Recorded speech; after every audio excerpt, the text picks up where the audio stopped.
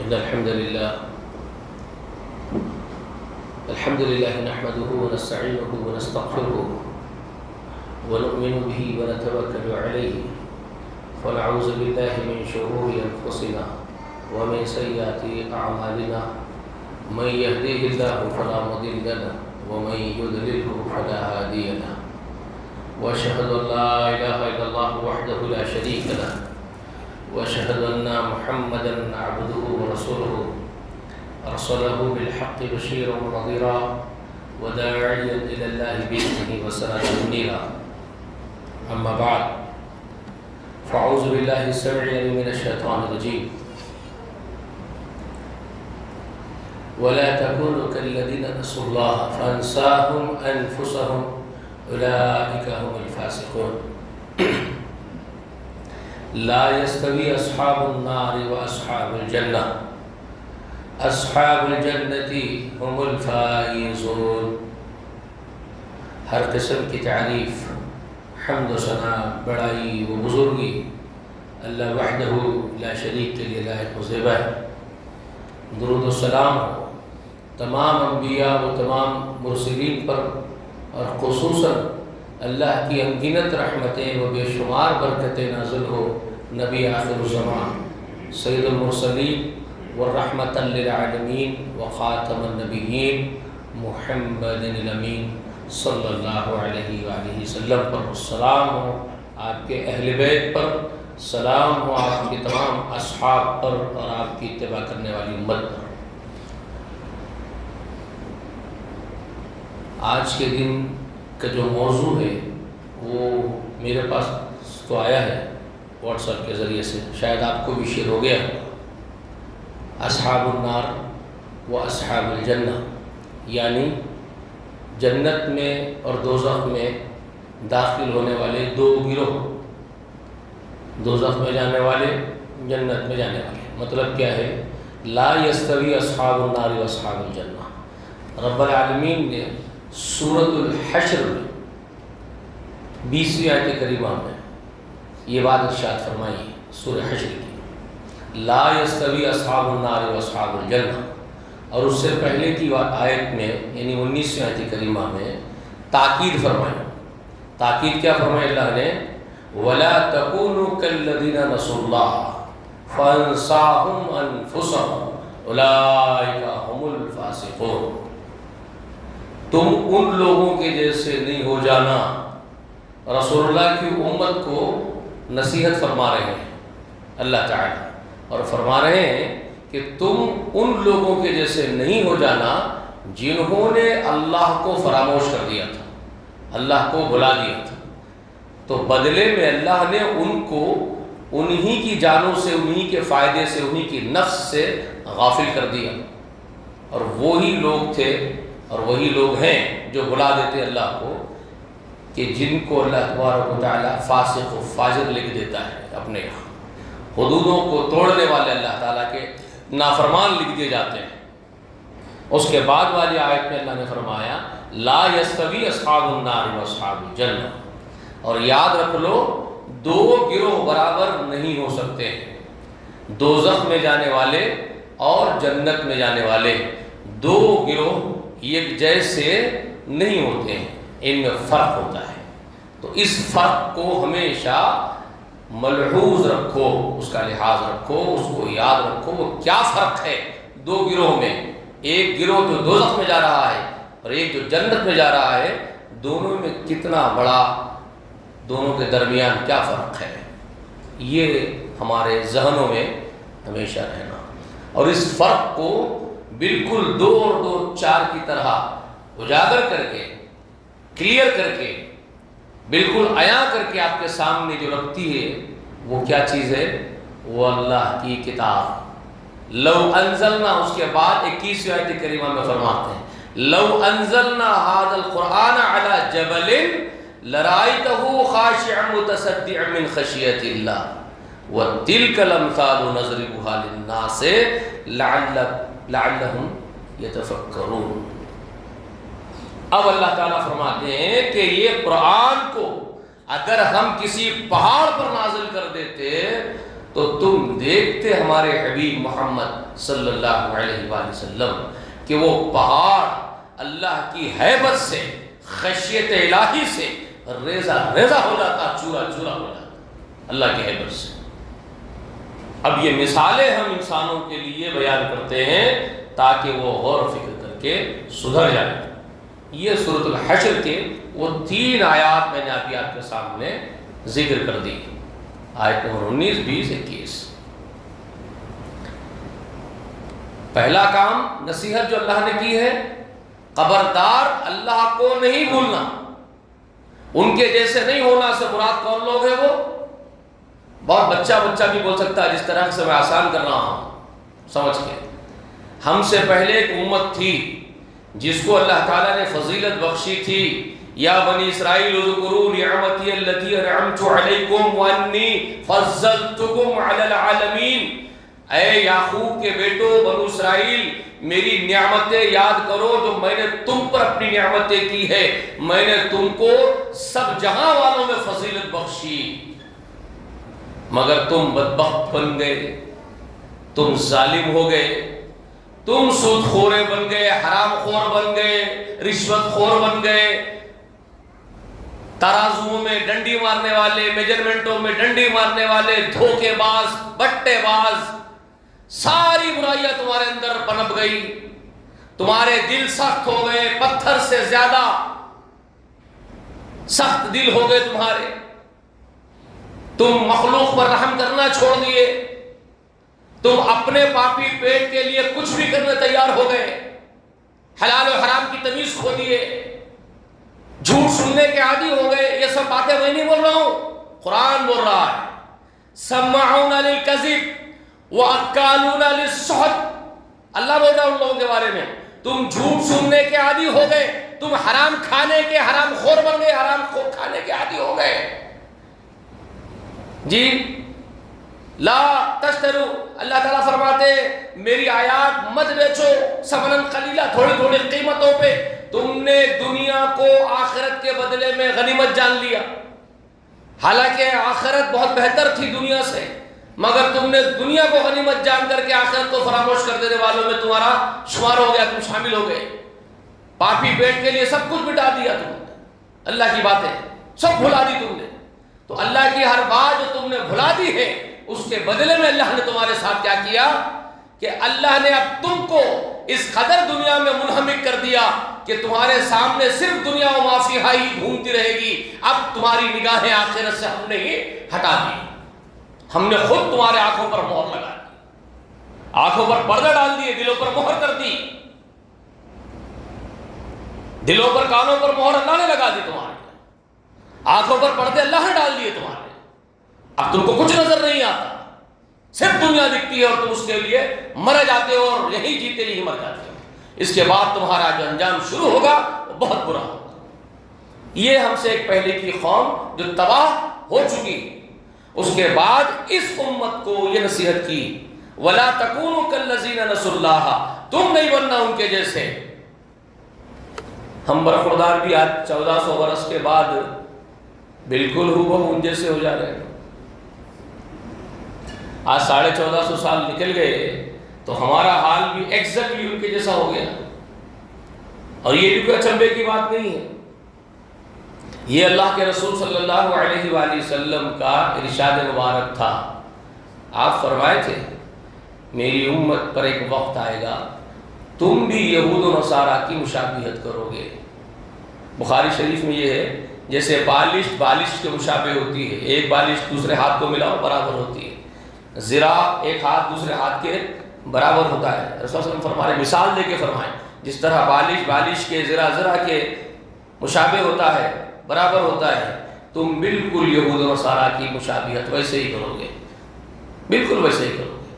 بلکہ یہاں تک فرمائے اگر کسی سوراخ سے وہ ڈسے گئے تو تم بھی ڈسے جاؤ گے، یعنی اگر وہ گدھے بنے بیوقوف بنے تو تم بھی گدھے اور بیوقوف ثابت کرو گے اپنے آپ کو، تم بھی دنیا کی طرف مائل ہو جاؤ گے، آخرت کو فراموش کرو گے۔ یہ سب سے بڑی بیوقوفی ہے، سب سے بڑا گدھا پن یہی ہے کہ دنیا کو ترجیح دے کے آخرت کو فراموش کرنا۔ اس سے بڑا نادان آدمی کوئی اور نہیں ہو سکتا۔ آدمی کیا سمجھتا ہے مر گئے زندگی یہیں ختم ہو جائے گی. یہی ہے نا اصل مشکل یہی ہے. ہم سب کی سوچ ایک جیسی ہی ہوتی ہے. جو بھی اللہ کو جو بھلا دیتے ہیں ان کی سوچ یہی ہوتی ہے. یہی سمجھا جاتا ہے کہ دنیا میں مر گئے اب اس کے بعد کیا ہوگا وہ دیکھا جائے. وہ دیکھیں گے یار, وہ کون دیکھا. جب تک زندہ ہے دنیا سمیٹنا ہے, ضرورتیں پوری کرنی ہے, خواہشیں پوری کرنی ہے, بیوی کے ریکوائرمنٹس ہیں, بچوں کے ریکوائرمنٹس ہیں, ماں باپ کے مطالبے ہیں, عزیز و اقارب کی خواہشیں ہیں, میری خود کے اپنے نفس کی خواہشیں ہیں. مجھے مرسڈیز میں پھرنا ہے, مجھے ایک فارم ہاؤس لینا ہے, مجھے بنگلے میں رہنا ہے. تو یہ ریکوائرمنٹ سامنے ہے, یہ پورے کرنے ہیں. وہی اب یہ تم کہاں مرنے کے بعد کی باتیں کر رہے ہو, وہ جب مریں گے اٹھیں گے تب دیکھا جائے گا. تو یہ ایمان کی جو کمزوری ہوتی ہے یہی ہے. آخرت پر ایمان کی کمزوری سب سے بڑی کمزوری ہے. وہ یقین کرنا ہی نہیں چاہتا. وہ انسان چاہتا ہی نہیں یقین کرنا. جی بل یرید الانسان لیفجر امامہ یقول ایانا یوم القیامہ. سورہ قیامہ میں اللہ تعالیٰ انسان کی اس فطرت کا ذکر فرمائے. بل یرید الانسان لیفجر امامہ. انسان تو زندگی کے آگے کی زندگی میں عیش کرنا چاہتا ہے, آگے آگے عیش کرنا چاہتا ہے, خوشحالی چاہتا ہے. تو وہ ماننے سے انکار کرتا آخرت کو اور پوچھتا یقول, اور پوچھتا ہے ایانا یوم القیامہ. ارے وہ قیامت کیا ہے بھائی, وہ چاہے چھوڑ جا رہا, وہ دور ہے, بعید. ارے ہاذا بعید بولتا. یہ کیا بول رہا ہے بھائی تو اخی, ما قلت ہاذا بعید بولتا ہے. یہ وہ دور ہے, یہ سمجھ میں نہیں پاتا. یہاں ہے, ابھی سمیٹنا ہے, ابھی بہترین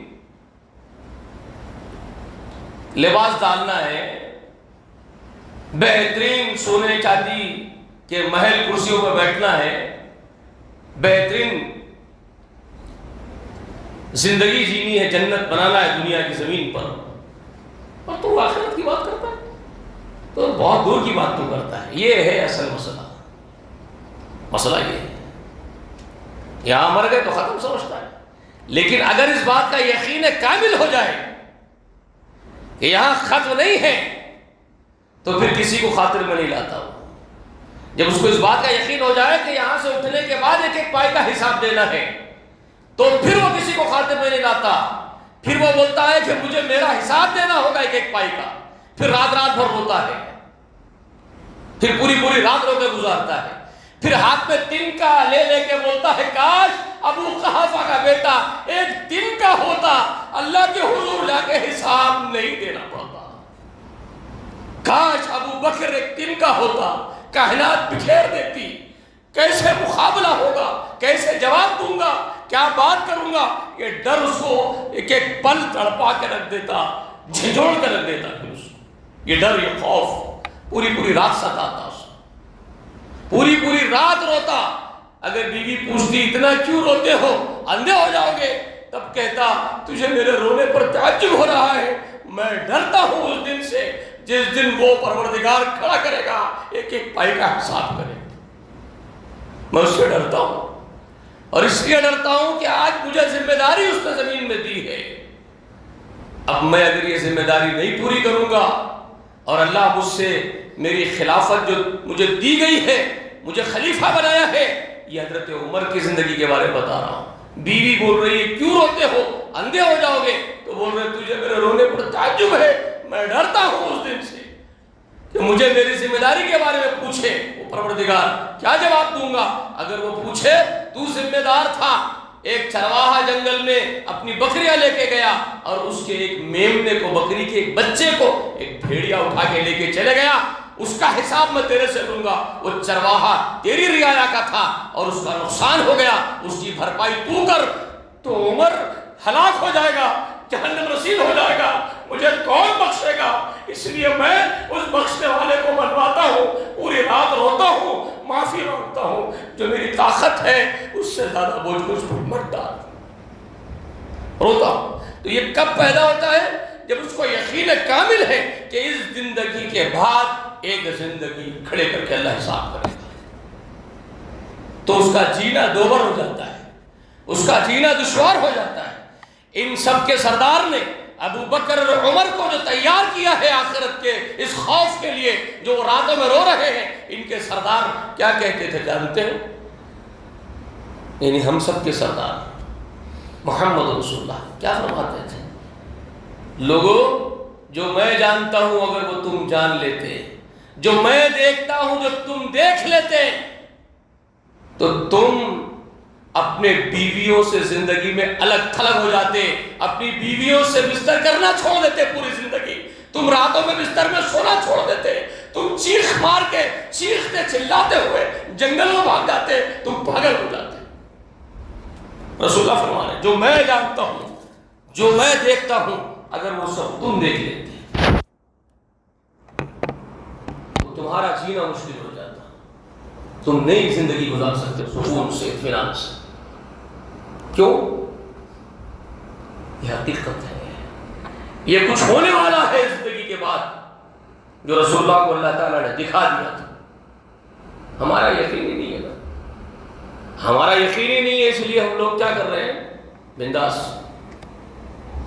فرق یہ ہوتا ہے اصحاب جنہ اصحاب نار کا فرق چھوٹا سا سمجھ لیجیے، یہ ہوتا ہے لا یستوی اصحاب النار و اصحاب الجنہ، ایک جیسے نہیں ہو سکتے ہیں، ان کے جینے کا ڈھنگ ایک جیسا نہیں ہوتا ہے، ان کے سوچنے کا ڈھنگ ایک جیسا نہیں ہوتا ہے، لیونگ اسٹائل ایک جیسا نہیں ہوتا ہے، تھنک ٹینک ایک جیسا نہیں ہوتا ہے، نظریات ایک جیسے نہیں ہوتے ہیں، افکار ایک جیسے نہیں ہوتے ہیں۔ سمجھ رہے ہیں؟ ایک بندے کو یہی حضرت عمر خلیفہ بنا کے بھیج رہے ہیں گورنر کی حیثیت سے حماس کے علاقے میں، زندگی گورنر آفیسر کی زندگی گزارنے کے لیے آفیسر بنا کے بھیجے ہیں، اب معمولی آفیسر بھی نہیں، چھوٹا موٹا پورے اسٹیٹ کا گورنر ابو دردہ رضی اللہ عنہ۔ تو کچھ تابعین ان کے واقعات لائف کے، ان کے لیونگ اسٹائل میں سے کچھ ان کے سوانے کا ذکر کرتے ہوئے کہتے ہیں ہم ایک مرتبہ سفر میں تھے، ابو دردہ کے علاقے میں گھسے، گورنر کے گھر ہی گیسٹ ہاؤس ہوتا تھا، وہی ٹھہرتے تھے مسافرین، وہ ٹھہرے مسافروں کی حیثیت سے، تو ان کی جو میزبانی ہونی تھی، جو کھانا وغیرہ آنا تھا، آ گیا مہمانوں کو، بستر نہیں آیا تو چیئر گویا کر رہے آپس میں، یہ کیسا استقبال ہے، وہ یہ لوگوں کی مہمان نوازی، یہ کیسی ضرورت پوری کر رہے ہیں ہماری، بستر کو بھی نہیں پوچھ رہے ہمارے۔ تو ایک تابعی جو اللہ کا نیک بندہ ڈرتا تھا، وہ بولا یہ بد پیچھے ان کے بارے میں اس طرح کی باتیں مت کرو، سیدھے پوچھیں گے جا کے بستر کیوں نہیں دے رہے؟ تو میں جاتا ہوں ہمت کر کے، میں جا کے پوچھتا ہوں ہم لوگوں کو بستر پرووائڈ کیجئے، مہیا کیجئے، جا کے دستک دی، آواز آئی اندر آؤ بیٹے، اندر جھانکتے ہی دیکھ رہے کہ کونے میں سو رہا ہے وہ گورنر، ایک پتلی سی جھلی اوڑھے ہوئے، اور گھر میں کوئی سامان نہیں، چند برتن بھانڈے جو پکانے کے ضرورت کے سامان ہوتے ہو، کچھ نہیں نظر آیا اس کو، گورنر کے گھر میں اسٹیٹ کا گورنر ہے۔ تو وہ حیرت سے پوچھتے چچا آپ کے گھر میں کچھ بھی سامان نہیں ہے؟ تو کہنے لگے بیٹے ہمارے گھر میں سامان ہے نا، مگر ہمارا ایک دوسرا گھر ہے، ہمارے یہ گھر میں جو بھی سامان آتا ہے ہم ہمارے اس گھر کو منتقل کر دیتے ہیں۔ وہ تابعی صحابہ کی صحبت میں رہنے والا تھا، وہ سمجھ گیا کس گھر کی بات کر رہے ہیں۔ وَمَسَاكِنَ طَيِّبَةً فِي جَنَّاتِ عَدْنٍ ذَلِكَ الْفَوْزُ الْعَظِيمُ، جو قرآن کہتا ہے اللہ تمہارے لیے جنت میں اعلیٰ محل بنا کے دے گا تم لوگوں، یہ سب سے بڑی کامیابی ہوگی۔ تو ابو دردہ کی نگاہ جنت کے اس اللہ کے بنائے ہوئے محل پر ٹکی ہوئی ہے۔ تو وہ تابعی کو بولے ہمارا دوسرا گھر ہے بیٹے، یہاں جو آتا وہاں بھیج دیتے ہیں، یعنی اللہ کے راہ میں صدقہ کر دیتے ہیں، کچھ اپنے لیے رکھ لیتے ہیں، یہ مطلب ہے بولنے کا۔ وہ صحابی وہ تابعی سمجھ گیا اور روتے ہوئے نکل گیا، کہتا یہ ہے محمد رسول اللہ نے تیار کیا جس جماعت کو، گورنر ہے اور کوئی سامان گھر میں نہیں۔ بے شمار مثالیں آپ کو ملیں گی، بے شمار. ابو سعید رضی اللہ تعالی عنہ ایک ابو سعید نہیں ہے، معاف کیجیے گا، دوسرے سعید ہے، ان کو بھی گورنر بنایا حضرت عمر نے. وہاں سے ایک وفد آتا ہے امیر المومنین کے پاس جہاں وہ گورنر کے گئے. وفد بول رہا ہمارے پاس قحط سالی پڑ گئی ہے، کھانے کو کھانا نہیں ہے، بھوکمری ہو گئی ہے، بارش نہیں ہو رہی ہے، قحط سالی پڑی ہوئی. ایک لسٹ پیش کرے، لسٹ پیش کرے. اوپر نام ہے سب سے اوپر گورنر کا سعید. حضرت عمر بلا کے پوچھ رہی ہے تمہارے گورنر کا نام ہے یا کوئی دوسرا ہے؟ تو کہتے نہیں آپ کے گورنر کا نام ہے. آپ جن کو گورنر بنائے انہی کا نام ہے اوپر، باقی نیچے دوسرے نام ہے جن میں چولہے نہیں جل رہے، فاقے ہو رہے ہیں گھر میں. تو حضرت عمر نے پوچھا وہ اس کے گھر میں فاقے کیوں ہوتے بھائی؟ اس کو تو بیت المال سے ہم وظیفہ مقرر کر دیے، برابر پیسہ ٹائم ٹو ٹائم پہنچ جاتا اس کے گھر کو، ہر وقت برابر ایگزیکٹلی ٹائم پہ پنچوئل طریقے سے پہنچ جاتا اس کے پاس، پھر اس کے گھر میں فاقے کیوں ہو رہے ہیں؟ تو وفد کہتا ہے، جماعت کے لوگ بولتے ہیں حضرت بات صحیح ہے، ان کا وظیفہ ان کے پاس آتا ہے، آپ کے پاس کا یزدی لا کے ان کو آپ کا وظیفہ دے دیتا ہے، مگر آج تک ایسا نہیں ہوا کہ وہ وظیفہ اپنے گھر کو لے کے گئے، آج تک نہیں ہوا. وہ وہیں پر بلاتے ہیں جو فقراء ہے، جو مساکین ہے، سب کو وظیفہ دے دیتے ہیں. وہ چادر جھاڑتے ہیں، گدے میں ڈالتے چلے جاتے ہیں، اس لیے بھوکے رہتے ہیں، اس لیے ان کے گھر میں کھانا نہیں.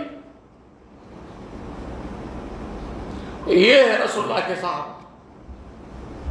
سعید بن عامر کا واقعہ ہے. سعید بن عامر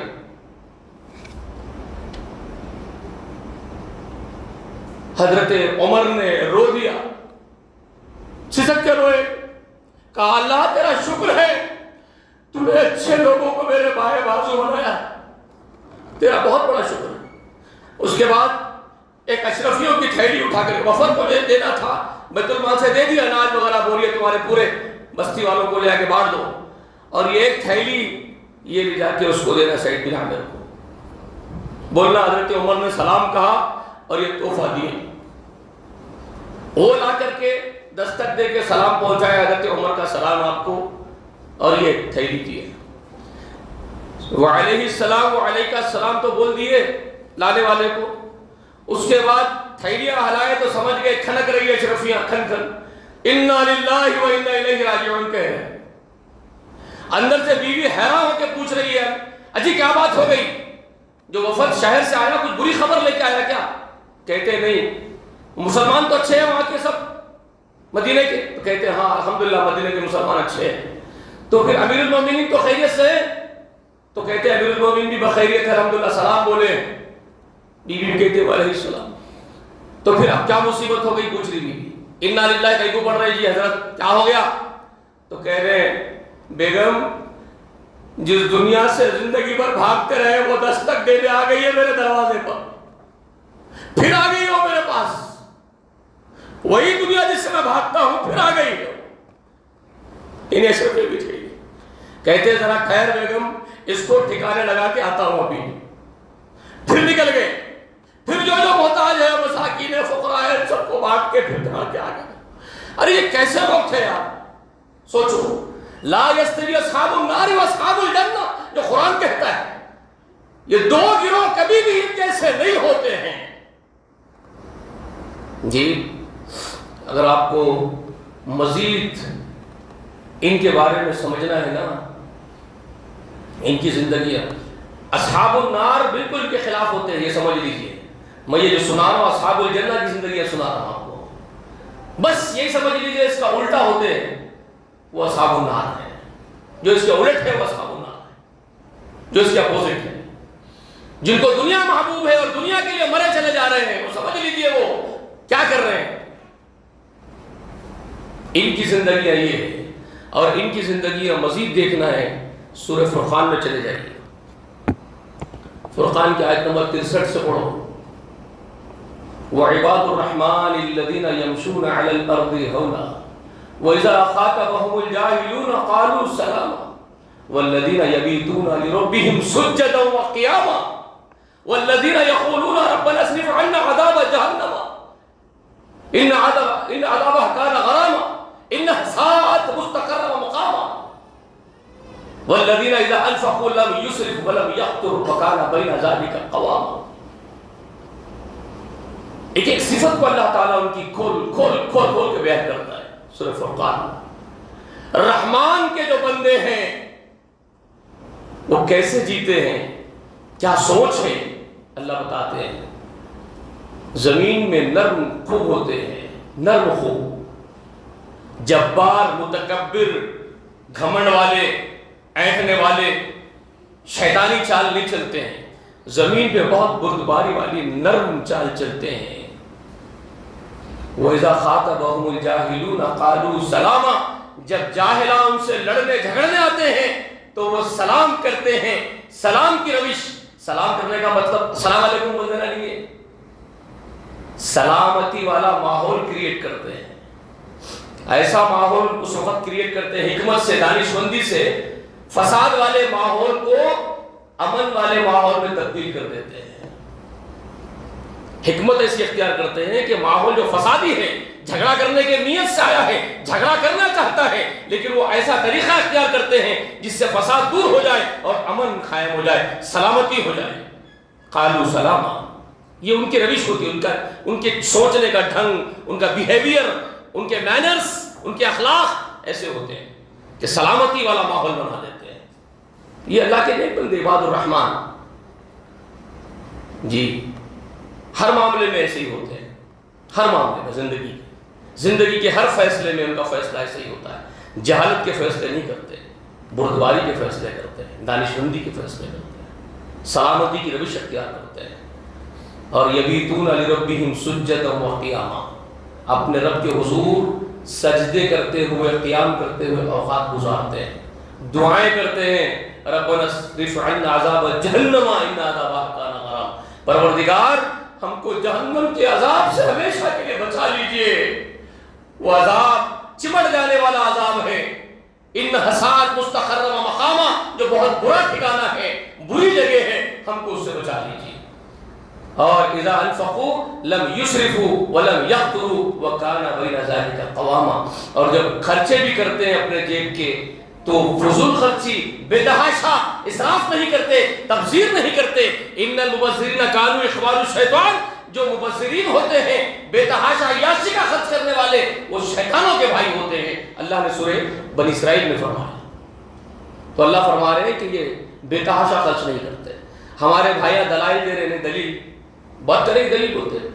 ولیمہ کر رہا بیٹے کا، بنا 30-40 قسم کے کھانے والے پھینک رہا، اس کو بولے یہ کیا کر رہا؟ تو ہمارے پاس دلیل دینے والے لوگ ہیں. دلیل کلو وشربو، بولے اللہ میاں قرآن میں بولا، قرآن میں اللہ میاں بولے کلو وشربو، کھاؤ پیو. کھانے پینے کو کوئی منع نہیں ہے، کوئی حرام نہیں.